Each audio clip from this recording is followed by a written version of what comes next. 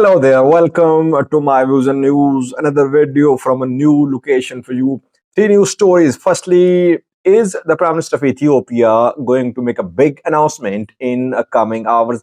Secondly, another attack by Fano fighters in an area where they've carried out several attacks, deadly attacks on military, on prosperity party leaders, and thirdly, an archbishop of the Orthodox Church of Ethiopia came under attack today. His residence came under attack. What happened today? Who is this archbishop? What is the reason behind the attack on the archbishop? Firstly, viewers, unconfirmed reports that Prime Minister of Ethiopia Abiy is going to speak.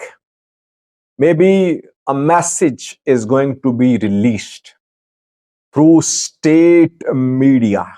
It seems, though I have no verified information, because obviously it can only be verified if the government confirms it. No confirmation from the government, but reportedly in coming hours we could see a message from Ethiopian PM Abiy. About what? Maybe about the Red Sea. Maybe about Ethiopian government's narrative regarding the need for having access to a port. Reportedly, a message is being recorded. We're not in a position to say what this message is going to be, what is going to be the impact of this message. No confirmation. But some government officials, on conditions of anonymity, are saying that in coming hours, Abiy could speak about access to the sea to Ethiopian people. Message is going to be mainly for Ethiopia, but obviously there could be a message to neighboring countries through this message. Let's wait. Will the message be released or not? We'll see in coming hours. Abiy took a very difficult position a few weeks ago when he announced that Ethiopia had natural rights to gain access to the sea. Since then, we have been seeing tensions between Ethiopia and neighboring countries. So how is Ethiopia going to control the situation? How to improve, repair ties with neighboring countries? Because now Eritrea mistrusting Ethiopia, Djibouti mistrusting Ethiopia, Somalia mistrusting Ethiopia, Somaliland a little ready to talk to Ethiopia but still concerned. PM Abiy's message created regional shockwaves. Now he's trying to control the damage, it seems. So let's see, will the message from the Prime Minister be released? What will be the content of this message? That remains to be seen. Secondly, viewers, another attack by Fano fighters in an area known for having significant Fano presence. Where is military? Why can't military dislodge Fano fighters from this area? Because we've seen several attacks by Fano fighters on military, on prosperity party members in this area.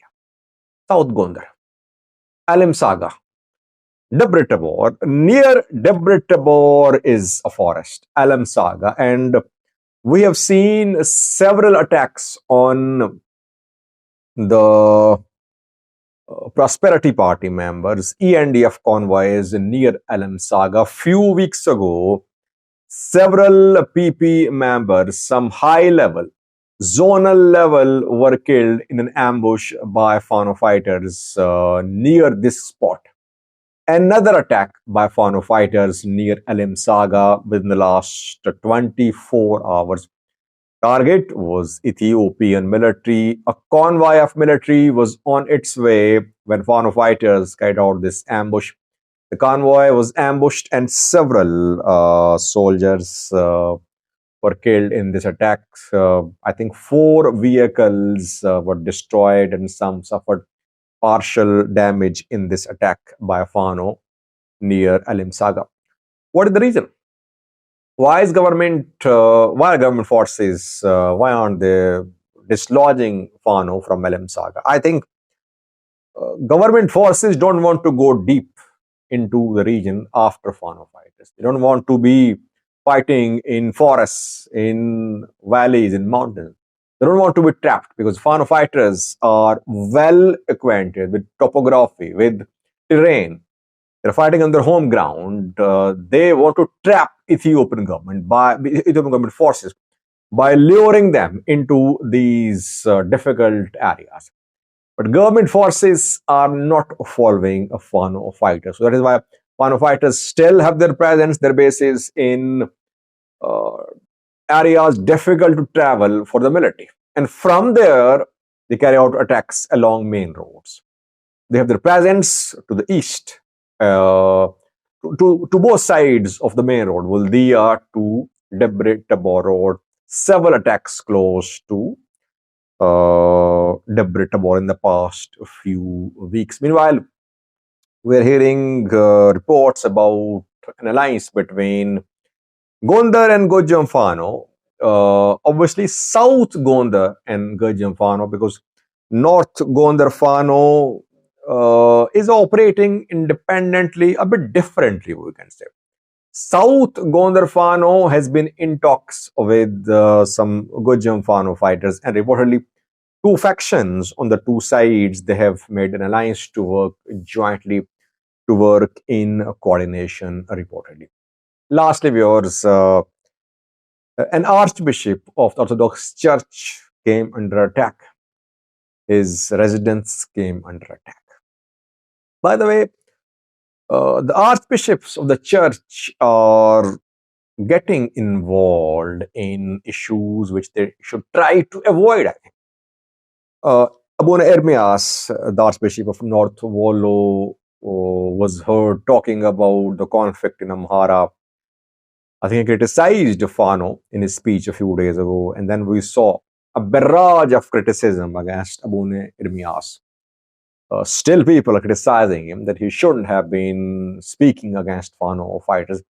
He was seen speaking, sitting alongside the military officers and the Prosperity Party leaders. And after that, Church announced to appoint a peace envoy to be part of efforts to resolve conflicts.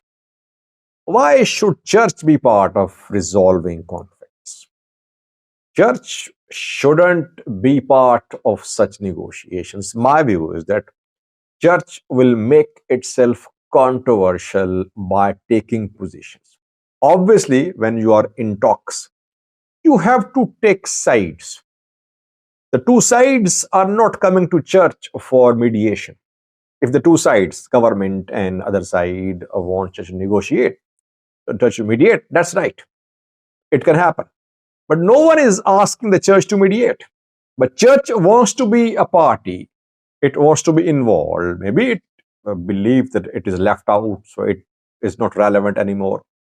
That is why church has appointed an envoy, peace envoy, to be part of peace talks, resolve different conflicts. Now, attack on an archbishop's residence. His name is Abune Ezekiel, Archbishop of Kaffa, Bongo.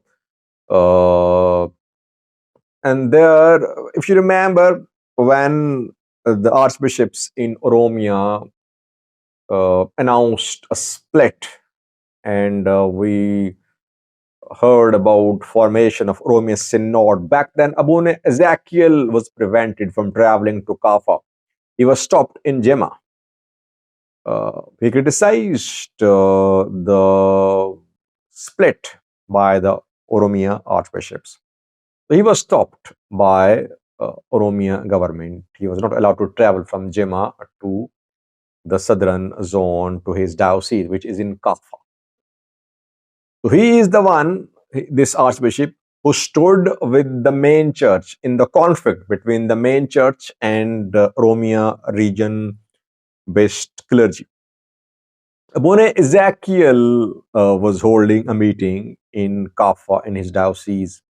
He had invited Orthodox Church leaders, officials from different parts of the diocese. The meeting was stormed by armed people. They chanted slogans, they hurled stones at the meeting. Meeting participants were beaten. Abune Ezekiel's house was raided too. It was attacked by the people. And we heard rumors that Abune Ezekiel had been kidnapped by armed men. But the rumor could not be confirmed. Armed men stormed his residence. It disrupted the meeting. Security forces intervened. Abune Ezekiel is not in detention now, not in detention of the armed faction. The armed group disrupted the meeting held in the diocese Abune Ezekiel.